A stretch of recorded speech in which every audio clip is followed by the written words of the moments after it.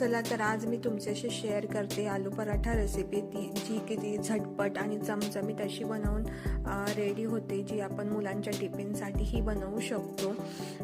तर त्यासाठी काय करायचं, एक उकडलेले बटाटे घ्यायचे, एक वाटी स्मॅश करून चांगले, नंतर एक वाटी कांदा घ्यायचा, एक वाटी कोथिंबीर घ्यायची, हिरवी मिरची ऑप्शनल आहे, तुम्हाला घ्यायची तर घेऊ शकता, नाहीतर नका घेऊ।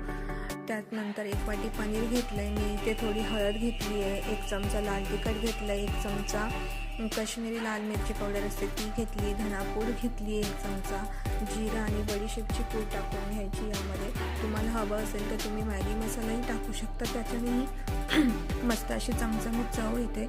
नंतर तुम्ही याच्यात मीठ टाकून घ्यायचं, त्यानंतर हे चांगलं मिक्स करून घ्यायचं आणि ऑर्गॅनो चिली फ्लेक्स ही टाकू शकता तुम्ही याच्यामध्ये। मी इथे ऑर्गॅनो टाकून घेतला आहे। त्यानंतर जेव्हा गव्हाचं पीठ मळतो त्याच्यामध्ये थोडासा ओवा टाकून घ्यायचा आणि छानसं मळायचं आहे ते, आणि चांगलं अशी मोठी जाडसर हे करून त्यामध्ये भाजी भरून घ्यायची ती आणि चांगलं लाटून घ्यायचं, हलक्या हाताने लाटायचं, थोडंसं जाडसरच ठेवायचं हे।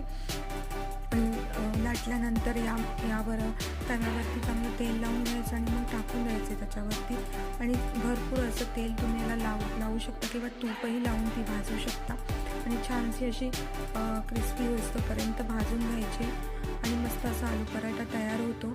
आलू पराठ्यावर खूप सारं असं तूप घातलं तुम्ही आणि हा तुम्ही ग्रीन चटणी बरोबरही खाऊ शकता। मुलांच्या टिफिनसाठी तर एकदम मस्त आहे, तुम्ही हा मुलांच्या टिफिनसाठीही देऊ शकता आणि ब्रेकफास्टलाही आपण हा आलू पराठा खाऊ शकता। मुलं खूप आवडीने खातात, माझा मुलगा तर 2 पराठे खातो। थँक्यू।